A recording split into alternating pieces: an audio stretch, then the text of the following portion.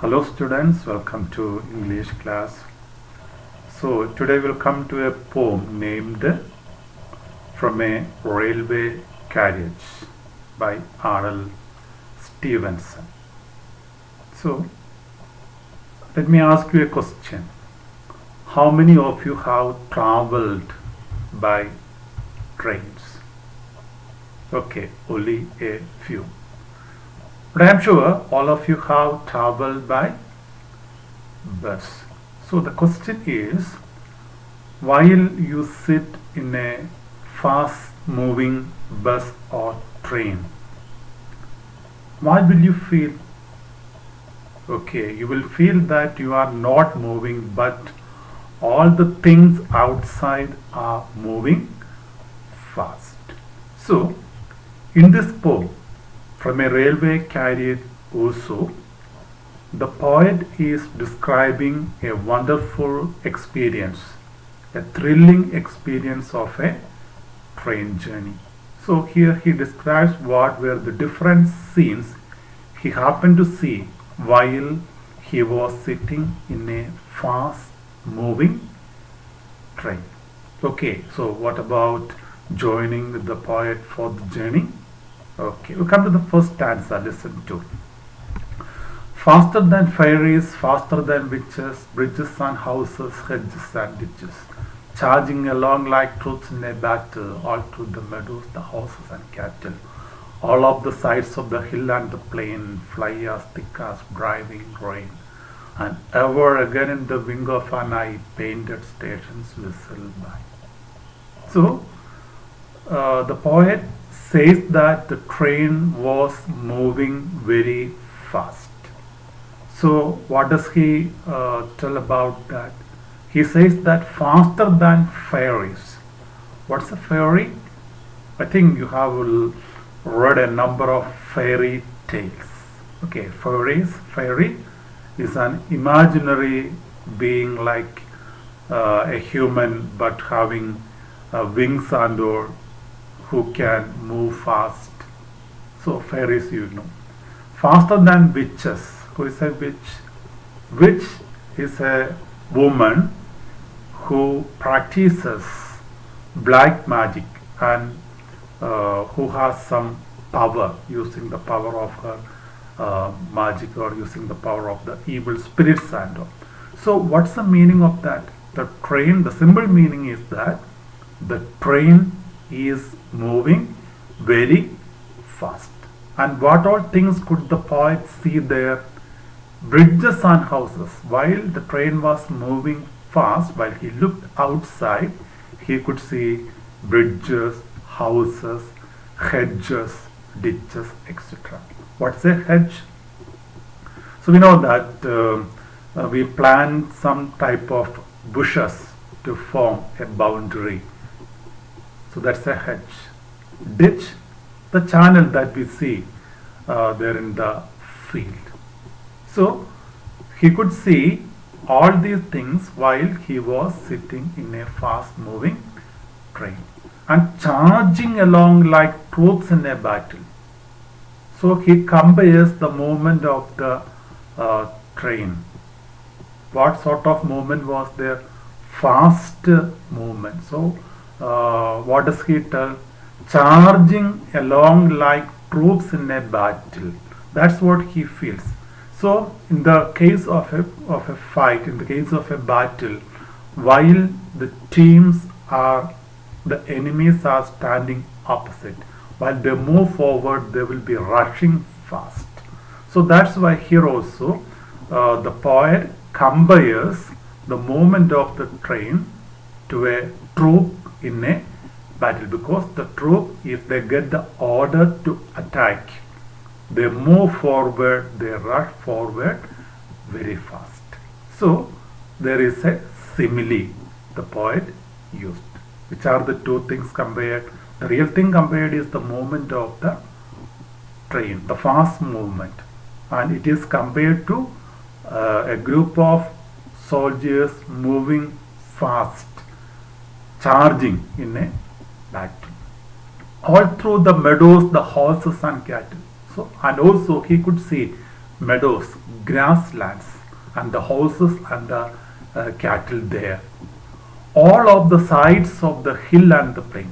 He could also see hill, plain, etc. Fly as thick as driving rain. So they are also moving very fast, like a driving rain. It is mentioned. What do you mean by a driving rain?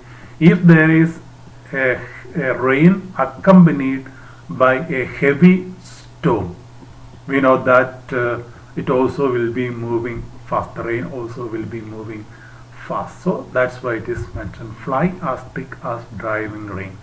And ever again in the wing of an eye, painted stations whistle by. Wing of an eye. What is wing? The closing of one eye. That means if you have to close and open our eyes, that will take only a short period, a short time. That will happen very fast. So the painted stations, while the train was moving fast, he could see painted stations passing behind him. Everything happened all on a sudden. That's why it is mentioned, and ever again in the wing of an eye. It means it happened within a short period. So here also the poet is telling that the train is moving very fast. Then here is a child who clambers and scrambles all by himself and gathering brambles. So the other things the poet saw. He could see a child. And what was the child doing? Clambers and scrambles. What's the meaning of clamber? To climb with difficulty. Clamber means to climb with difficulty. Scramble, moving very fast, moving quickly. All by himself and gathering brambles. Brambles refers to maybe here also certain flowers. The child was going to collect certain flowers. The bramble, it is mentioned, it's a bush of the rose family.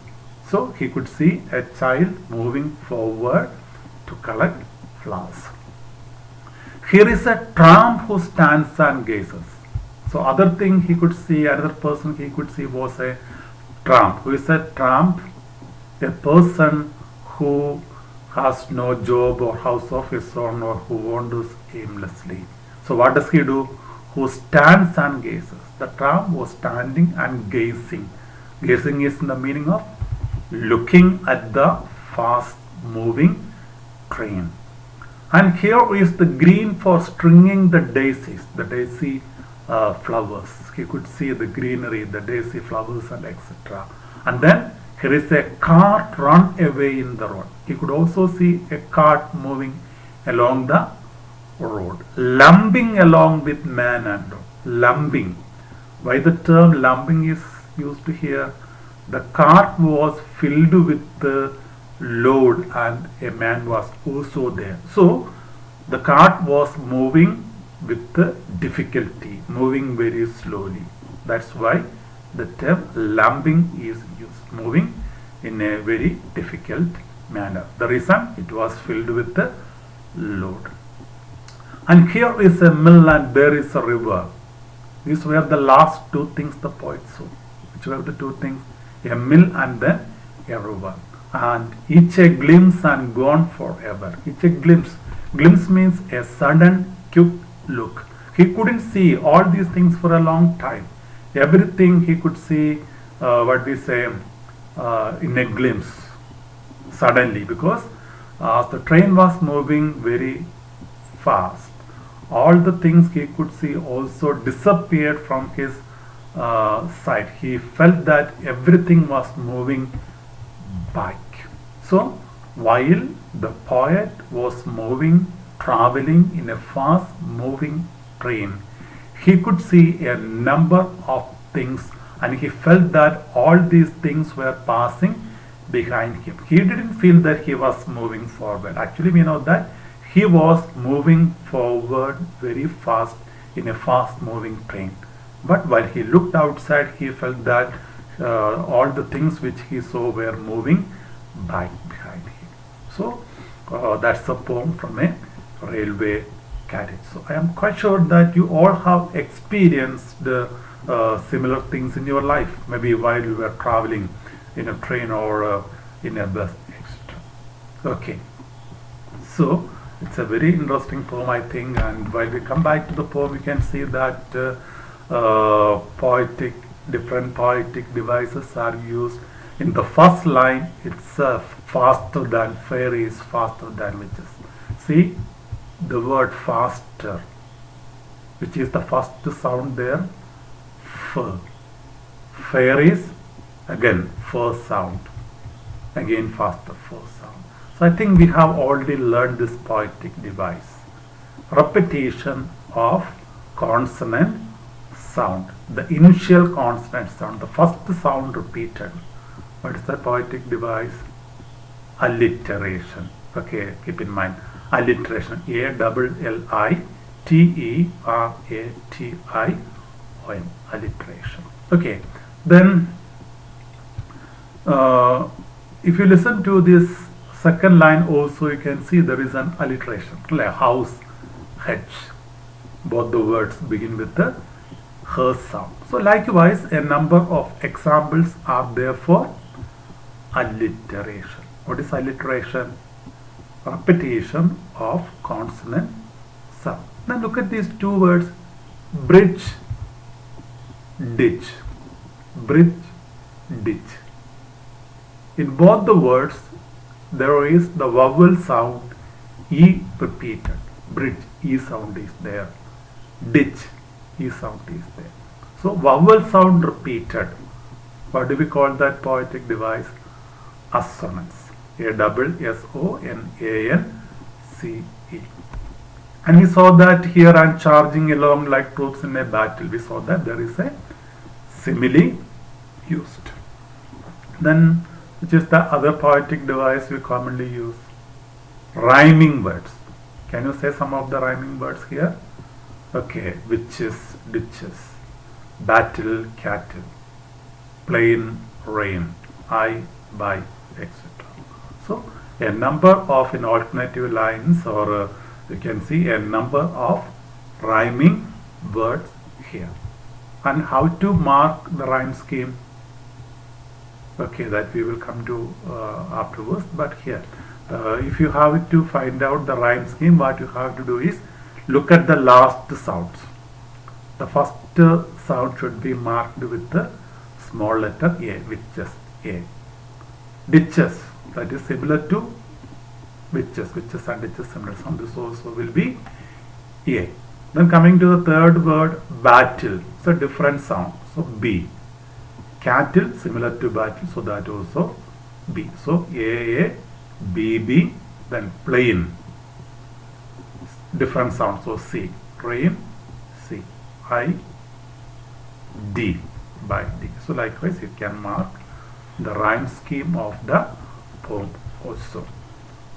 Then it is told that the speciality of the poem is the locomotive rhythm. That's the term used here. You can see that in the third question. How does the poet bring out the locomotive rhythm in the poem? So what is locomotive rhythm? Can anyone say? Do you have any idea? Okay, no.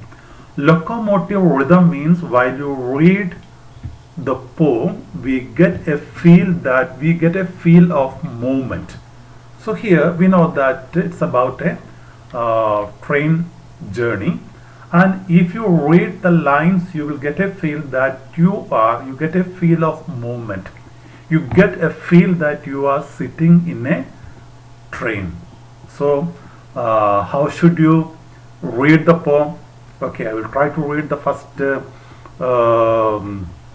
or 3 lines, and afterwards you have to read all the poems in the same rhythm. Okay, so while you read the poem, you should get a feel that you are getting a feeling of movement, or you are getting a feel that you are sitting in a train. So how should you read? Okay, we'll try. Faster than fairies, faster than witches, bridges and houses, hedges and ditches, charging along like troops in a battle, all through the meadows, the horse and cattle. All of the sides of the hill and the plain fly as thick as driving rain, and ever again in the wing of an eye painted stations whistle by. So likewise it is told that while we like that, we'll get a feel of movement. So try to read the poem in that rhythm. What we call that rhythm? Locomotive rhythm. That means you get a feel of movement. Okay, I hope that all of you will try to read the poem in the same rhythm. Okay, and afterwards you know that a number of questions are there. These questions are to help you to understand the poem in a better way. So make sure that you go through all the questions. It's very simple, there is nothing difficult. Okay, then coming to the last part, I think see here, look at the words from the poem. Don't they sound similar? We have mentioned it: witches, ditches, cattle, battle, I, by, etc. Okay, what do we call these words? Rhyming words. Okay, rhyming words. Then also two similes. Pick out these similes from the poem. One we have already mentioned. Fly troops in a like troop in a battle. Second one, fly as thick as driving rain. Then underline the initial sounds of words repeated in the given lines. We have mentioned it. First line, fur repeated. Here, house and hedge repeated. That is called alliteration. Then assonance. Keep in mind this term. Alliteration, repetition of initial consonant sound. Initial means first sound repeated. Which sound? Consonant sound. Any consonant sound repeated. It should be in the same line. In the same line, if a number of words begin with the same consonant sound, that is called alliteration. Assonance, repetition of vowel sounds in a line. That also we have mentioned. Bridge, ditch, etc. Okay, so assonance. Then you have to find out the alliteration, assonance, etc. Then this is regarding the locomotive rhythm. Consult the first two lines of the poem. Can you find out any pattern? Faster, see, it is marked there. What is that? That is to show stressed part. Stress and unstressed. That means stressed means while you read that part, you should give it a little more volume than the other part. Okay, faster should not be in the same part. Fast should be a little more louder than the second part. So faster than, fire is faster than, which is likewise you have to read, and we have learned that is to give locomotive rhythm. Then how to mark the rhyme scheme of the poem. That also we mentioned. If you have to find out the rhyme scheme, you have to consider the last words of each line in a stanza, and the first sound should be marked with A. And we come to the other words. Whenever if that sound is repeated, that should be marked with A, and if it is a different sound, marked with the next letter B, and it will continue like this. So here witches, the last sound, ditches same, so it is A. Battle and cattle, B, etc. So rhyme scheme of the poem, A, B, etc. You have to find out. So now what you have to do is, children, read through the poem many times, and as we mentioned, try to give the locomotive. And I think if you practice it a number of times, you can you will really get the locomotive rhythm. I also understand the lines very clearly, and try to complete the questions, answers also. And if you have any doubts, please ask me. Okay, so we'll stop for today. Thank you.